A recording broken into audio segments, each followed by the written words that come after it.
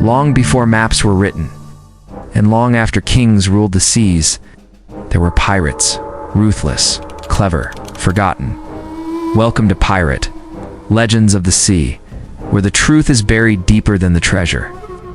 The morning of November 22nd, 1718, rose not with calm winds or peaceful tides, but with the heavy breath of death in the air. Aboard the Queen Anne's Revenge, anchored near Ocracoke Island, the most feared pirate to ever roam the Atlantic stirred in his quarters. His name was Edward Teach, but the world knew him by a darker title, Blackbeard. He wasn't born a monster. Not at first. Once a simple English privateer, Blackbeard's transformation into the devil of the seas was gradual, like a storm gathering strength beyond the horizon. And now his hour had come, though no map charted its arrival. The legend, as it's taught in shallow history books, ends with a dramatic battle against the British Navy and Blackbeard's noble fall. But what they don't teach, what they don't dare teach, is the brutal truth.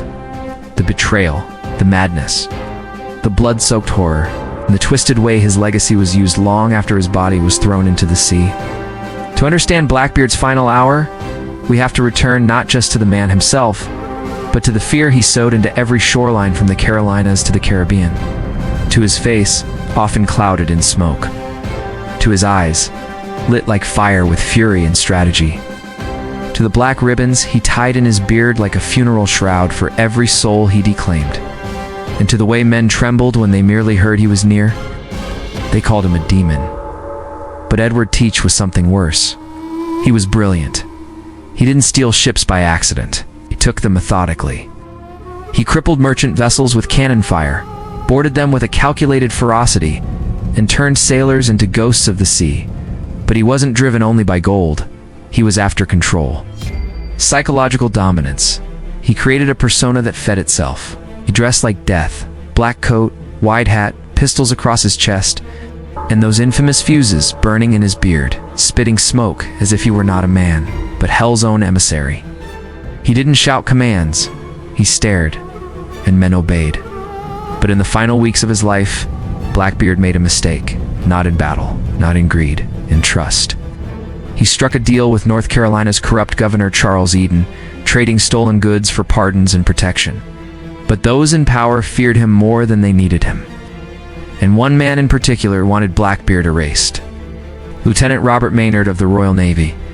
Maynard wasn't a pirate hunter by nature, but he was given a mission, not just to kill Blackbeard, but to do it publicly, brutally, and permanently. It wasn't enough for Blackbeard to disappear. He had to be made into a warning. And so, on that fateful morning, Maynard's two sloops, the Ranger and the Jane, quietly entered the narrow waters near Ocracoke under the veil of fog. Blackbeard, with just a few dozen men at his side, was caught off guard. Or so it seemed. Some say he knew Maynard was coming. Some say he welcomed it. He drank heavily the night before, laughed, told stories. One of his crew said Blackbeard spoke as if he knew he would die the next day. As the British approached, Blackbeard could have run. He had before, but this time, he waited. The cannon fire began at dawn. Smoke turned the air black. Wood splintered. Men screamed. The sea hissed with hot iron and blood. Blackbeard's voice roared through the chaos. But Maynard had a trick. He hid his men below deck, letting Blackbeard believe his sloop had been decimated. When Blackbeard boarded, expecting an easy slaughter, Maynard's crew surged up like revenants, swords drawn. What followed was not a battle. It was an execution. Blackbeard fought like no man should have been able to. He took 5 bullets and over 20 sword wounds before falling. His final words are lost to history, if he spoke at all. Then, the truly brutal truth begins. Maynard severed Blackbeard's head from his shoulders, but he didn't bury it. He hung it from the bow of his ship like a prize, let it rot in the sun, let the blood drip into the waves. And worse still, Blackbeard's body, it said, was thrown into the sea. But witnesses claimed it swam around the boat 3 full times before sinking. Some laughed at the superstition. Others never slept soundly again. But why was his death so theatrical? Why not just kill him and be done with it? Because the crown needed to break the pirate myth. The golden age of piracy was ending, and Blackbeard's death was designed to end it with a scream. His head was sent to Virginia and mounted on a spike at the mouth of the Hampton River as a warning to all who might follow his path. Yet still, the sea whispered his name.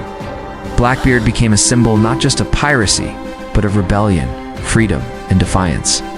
Men sang about him in taverns.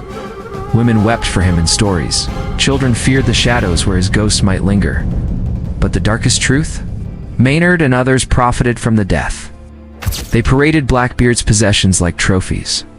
But many of those men died in strange, horrific ways. Some went mad. One slit his own throat after claiming to see Blackbeard's burning eyes in the mirror. There are rumors that Blackbeard cursed his own treasure, that he buried it not for greed, but to keep it from men unworthy of the sea. That the gold would burn the hands of anyone who touched it without spilling blood. And some say that treasure is still out there, but no one who's gone after it has ever returned. The truth, like the tide, pulls deep. Blackbeard's legacy was never just about theft or violence. It was about fear, control, and the myth of immortality. His body died, but his legend never did. And in that way, Edward teach one, because to this day, his story is told, because right now you're listening to it. You've just heard the whisper of the waves. But the sea keeps many secrets. Subscribe to Pirate, Legends of the Sea, or be forgotten, like the rest.